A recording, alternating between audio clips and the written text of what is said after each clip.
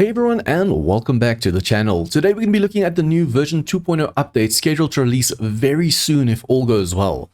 According to the 7si.com website, the Fun Pumps actually posted, and they said although it has taken significantly longer than anticipated, the build is jam-packed with a ton of fantastic new content, new challenges, new progression updates, optimizations, and I like that word, optimizations, and a whole lot more. We are aiming for an April 15th Steam experimental release and a stable release on all platforms in early May if all goes as planned. Now, as you guys know, these updates, they always plan for a certain date and it's like a few months late.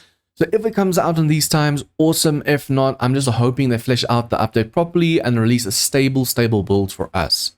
As some of you are aware, according to the roadmap the Fun Pumps released last year, version 1.0 came out July 25th. And this new update was actually scheduled for the fourth quarter of last year as well. I don't really mind that they're behind schedule as long as the update runs smoothly, but unfortunately, as we've seen with version 1.0 so far, it's been super laggy, and the physics are slightly broken. Don't know if you guys have tried this, but put two wood shapes on top of each other, remove the bottom one, and watch how it takes 3 to 5 seconds for the fallen block to register that it has fallen and needs to either turn into debris or disappear. Hopefully, along with the version 2.0 update, the Fun Pumps will actually fix this. Now, they did say optimization update, so I'm hoping that's the fixes. Otherwise, I don't know if some players' PCs will be able to handle this new 2.0 update. Anyways, enough with rambling. Let's look into the new update, which brings Biome Progression Elemental Survival. Now, I am going to keep an open mind to this. Prepare to face the elements like never before. Conquer those tough biomes in manageable chunks, unlock permanent survival in the harshest environments, and craft temporary buffs to push your limits. This is survival redefined. I hope so. Progress through each biome with increasing threat levels and challenges. I actually like that concept. Biomes need to be tougher as they go. Now, I wish that the forest was super easy and the wasteland was insanely difficult, but they're going to be adding some other stuff. Smoke to the burnt biome, heat to the desert, cold to the snow, radiation to the wasteland, remedies, and survival. So basically, I don't mind if they go the Darkness Falls or some other mod routes where basically you need to have, for example, the cooling mesh mod in Darkness Falls for the desert or the insulated liner in the snow biome. And then for the radiation zone, for the wasteland zone, you need pills and stuff. I don't mind that. But yeah, we'll see how they actually treat this. Craft consumables to increase your temporary biome elemental resistance. Like I said before, most mods have radiated wastelands, and you can make anti-rad pills, which last a certain amount of time, or mods that you can actually put on your armor that allows you to go into the wasteland, no problem. So if they make mods for the clothing, as long as the clothing has more mod slots and you're not limited in your slots, basically if you have to go back to your base every single time to put on new mods to be able to go to a different biome, that's just going to suck. Now, one thing to keep in mind, apparently they will, we're going to get to this now, complete challenges to unlock permanent biome elemental hazard immunity, progressive biome maximum loot caps to encourage exploration. So basically, forest biome will only have a certain amount of loot or a certain quality of loot. I like this. I really feel like it just promotes going to other biomes and checking it out. Because, I mean, some people can go to the wasteland day 1, by day 10 they're bored and like, the game's not boring now. But this is going to force you actually to go to difficult biomes, face difficult opponents, and get better gear. This is what I like, and I hope this is actually going to be a thing. Game options will be available for custom and classic playstyles. So according to this, hopefully, you'll be able to turn off this weather element thing. I myself am a fan of it. I don't mind it. I really love the idea of being locked and you have to progress through the game. But I know a lot of you guys don't want to be told how to play the game, so if you can turn it off, that's awesome. And according to this, game options will be available for custom and classic playstyles. So you might be able to turn this off, hopefully, in the menu. New HUD and player elemental VFX and sound effects. Several new biome zombies are coming to 2.0, including the new Desert Plague Spitter, which I think this dude looks awesome. I'm actually hoping for like way more zombies, and them all having like each other's clothing and stuff like some mods. For example, some mods have any zombie can be a cop zombie that can vomit and explode. Any zombie can be a spider zombie. Like they all share each other's attributes. That would be awesome. That can just enhance the game so much more. Next up, we have perk updates and rebalance. We've added a brand new general tab, unlocking a whole new level of customization. Plus, we filled in those empty slots in the attribute list with exciting new perks. So this sounds promising. A lot of mods actually have classes, like the Darkest Falls overhaul mod has the Farmer class, Hunter class, Survivor, Security, that kind of thing. And then they also have a normal skill or perk section, like a general tab, where you can just invest in skills that don't fall under those classes. All attributes have 10 perks with new and improved perks. So attributes are like intellect, agility, strength. Those are the attributes. And the perks are everything that goes underneath them. Each perk has 5 levels. So level 1 of minor 69, level 2, level 3, 4, 5. New mastery perk set for each attribute. So basically, just like Darkest Falls mod, where you have a hunter class, and then a hunter mastery perk at the end of it, where in Darkest Falls, basically, you can buy it, you can buy the book, you can make the book, or you can use 10 skill points to unlock the mastery. There's going to be some things locked underneath the mastery tab, and I actually really like this. It's a shame they're not having classes, although who knows, perhaps they might rename intellect, all that stuff, into a class-specific name as well. Moved some perks to a new general perk tab without attribute requirements. Like I said, just like in Darkest Falls, some skills just don't fall under any of the classes, so that goes under general. There's also going to be a new Sledgehammer saga. A lot of people actually have been waiting for this. We've added a new book series for the Sledgehammer weapon class. I think if I'm not mistaken, this is the perk books, like where you get with Pummel Pete books and the Minor 69er books and all those things. This is a new perk series book. New higher game staged zombies. Get ready for a whole new level of zombie mayhem. Similar to the current green radiated zombies, we have added new higher game stage charged blue and infernal orange zombie archetypes. Archetype groups with new behaviors coming. These new archetypes will intensify the late game experience. Now basically, for those of you guys that know the Darkest Falls game, you get demons in Darkest Falls, and there's orange demons, like their skin color's orange, and there's red demons, like the Empower demons. So this is basically the same concept. There's going to be zombies, and their color is going to be different. It's almost like in Darkest Falls how there's tough or legendary zombies that are purple. They're stronger, they're faster. These are going to be the same concept. I'm guessing blue is going to be the weaker one, and then orange is going to be the stronger one, but I actually really like this. We need tougher zombies, because late game is just way too easy, even on insane difficulty in this game. Trees and foliage updates. A majority of the trees have been optimized to run on the same speed tree shader for performance boost and reduce draw calls on many. I'm just hoping this means that it's going to be way less laggy as well, especially if there's some mods that allow you to have like 200% trees, 300% trees. This creates an insane amount of frame drop. So I'm hoping this just means that it's going to create a very smooth feel in those biomes as well. The burnt and wasteland trees have been redone with a greatly improved look. We have added a new sub-biome foliage system which allows for clearings and thicker foliage forests with lower growing plants on the perimeter for a much more believable look without sacrificing performance. So I'm actually kind of curious to see how this is going to look. Crawl out zombies. Now I like this concept, but I'm hoping they're going to do it for players as well. We have added functionality to allow zombies to spawn and crawl out of smaller 1 meter spaces and crawl under tighter areas. Now, zombies can crawl through a 1x1, but I wish players can do the same. There's some mods that allow you to go through a 1x1 block, and it just helps so much in clearing places, getting into places. They also need to add lockpicking, that you can lockpick doors like some mods, because it doesn't make sense that there's a door that's open, but it's locked, so you can't, or the lock is locked, so you can't close the door and protect yourself. If you can lockpick the door, you can close the door, and it'll be safer in some POIs. We have improved the tools for spawning and respawning enemies and reworked many of the larger POIs to take full advantage, maintaining the challenge while improving the performance.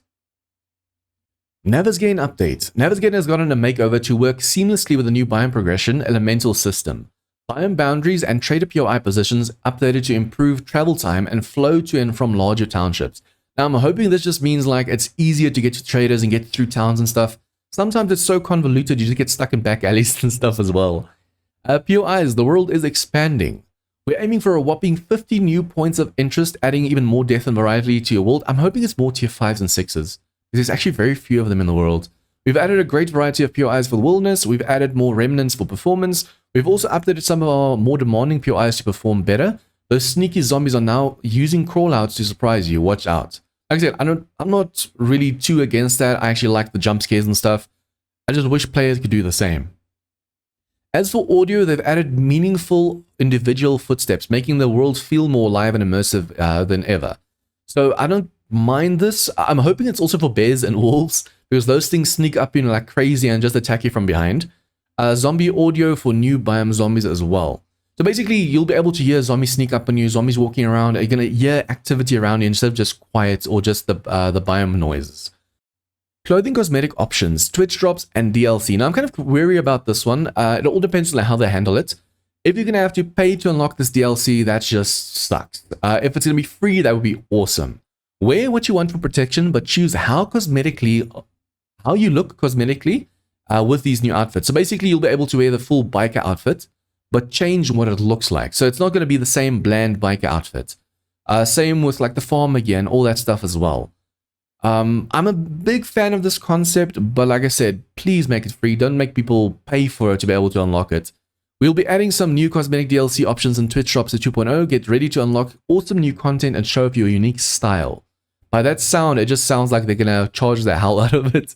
The base game already has been made so much more expensive. Random gen improvements. Wilderness spawning has been improved, allowing a lot more wilderness POIs to spawn, and their spawn location have better random positioning. There's like cabins in the woods and stuff. Wilderness road placement has been improved as well, so you're going to be able to get to them easier too. New quest marker system. We've added a new quest marker that displays a custom quest flag type per quest. Spawn near a friend. I actually really like this for servers. Starting a new save, choose a friend to spawn near for ultimate teamwork.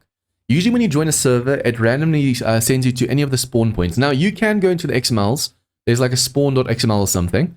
And you can delete all the spawn points except one. So everyone joining the server spawns there. But now, if, say for example, I'm on a server, I spawn in first, and my friend wants to join me, they can click on my name and they spawn where I spawned. That's a really cool concept. We've added a handy button to go back to the menu before joining the game. No more getting stuck. Sometimes the game can actually bug out and get you stuck on a screen where you can't do anything. So you have to force shut down the game and open the game again. So I really like this, being able to go to the main menu if something goes wrong. And then crossplay on dedicated servers. Basically, at the moment, crossplay is a thing. I actually did a collab with a bigger YouTuber, and he was doing Twitch integration. He's running on PC, and 3 or 4 people that joined us were on console, like PS4 and Xbox. And they were able to run it smoothly. Basically, you just need to be able to run the game on your side and have a really good internet connection to join up with friends. And if it's a friend, if it's a peer-to-peer, say I'm hosting the game on my PC. Basically, it's up to my PC to run everyone. But on a dedicated server, I don't know if they have implemented this on servers, but I haven't actually really tested or played with this feature. So yeah, I'm actually really interested to see how this is going to go, especially on consoles. Sometimes their visuals are a little bit lower because of the RAM. But this game has a serious memory leak sometimes, which crashes servers. So I'm kind of curious to see how that's going to work for consoles. But you guys, just one thing while we a reminder, this game actually had a ton of biomes in the beginning. Back when I started in A9, it had the plains biome, it had the pine and the maple forests, burnt forest, snow forest, wasteland, and I think I'm missing one. Then they removed the plains biome, and it was like a flat terrain as far as I could see. I missed that biome so much. And in the past 2 alphas, they actually removed the burnt biome, and they merged it with a wasteland. So there was a burnt biome just before the wasteland in terms of difficulty, and then the wasteland. For the past 2 alphas, we've actually had the burnt wasteland, because you can actually get burnt trees and stuff in the wasteland as well. For version 2.0, or rather now for version 1.0, they've actually brought back the burnt biome. Although, progression goes forest, burnt, desert, snow, wasteland. So it goes Rect, Jen, Bob, you, and Joel in the different biomes. Now, I don't know, but some mods, like for example, Rebirth mod, uses the burnt biome as the toughest biome. And in other mods, the burnt biome is actually insanely dangerous. So even though it's the second easiest biome, or just a little bit slightly harder than the forest and easier than the desert, I don't know if they still have old code there, but the burnt forest is actually a lot tougher. Now, going back to this whole progression through the biomes thing. Remember, I'll link it down below, guys. You can just stay in the forest. If you don't disable this new option, and you wanna be able to just stay in the forest biome, you can do that. I actually have a link down below that shows how to make a custom map. Now, it goes more than just the advanced generation in the beginning of the video. I show you how to go into the XMLs and make the cities bigger. So if you want to stay in the forest biome, you can. The only problem is the thing where we just read where it says it's going to lock the loot behind certain biomes. So if you want a tougher or better loot, you have to go to other biomes. So if you don't like this progression, you can still just disable it. Or if you like the progression but you want to stay in a biome, you can do that as well. You can tweak the map and have some massive cities even in the forest biome. Because currently what they've done in version 1.0 is in the forest biome they have very small townships and settlements and stuff. And then as you progress through the desert and the snow, you start getting cities. And then the wasteland, you get wasteland cities and big cities. Now, big cities are like twice the size of wasteland cities. You can go using this video that I show. I'm hoping it's the same in 2.0. It's where you go into the randomgen.xml. You can actually go and in the forest biome, put one of the wasteland or big cities. So instead of getting these small towns and stuff, you can get a massive city in there as well. But you guys, this has been my update for 2.0. There are a lot of options and stuff that they have not mentioned. They don't want to mention it just in case they don't get it in time. So there might be even more features, or we might not see some of these features we just mentioned as well. But yeah, let me know down below, guys, what is your opinion on this update? Overall, I don't mind it depending on how they handle it. Like I said, a lot of overall mods do the exact same thing. But I'm hoping the weather system is more like Darkness Falls, where the desert is just super hot. You have to have a mod on that cools you down. Or better, because for example, in A21, you used to have different clothes. But now in V1.0, they only have armors left. So you have to rely on mods to cool you down. So I don't mind that. If in the desert you have to wear a mod to cool you down, snow you have to wear a mod to heat you up, that's fine. Even in the burnt biome, a mod like a rebreather mod on your helmet. As long as they have enough mod slots, I really don't mind it. But yeah, let me know your thoughts down below, guys. If you like the video, please like, share with your friends, comments, tips, feedback, anything and all, leave your comments down below. And if you guys are new to this channel, please remember to hit that subscribe button for more of this content. Also a reminder, guys, if you want to support the channel, consider becoming a Patreon. It's only $5 per month, and it goes super far in helping the channel. I am from South Africa, so the exchange rate is like 1 to 18, so it really helps the channel. Basically what you get, a shout out in all of my videos, access to a private section on my public Discord. The public link is in the description down below, by the way. But you get access to a private section with a voice chat and general chat and everything like that as there as well. And as a thank you for supporting the channel, you also gain access to my 7days servers. And we have a lot of fun. We have a blast in the servers. So if you want to support the channel, consider becoming a Patreon. And I will be seeing you guys again next time.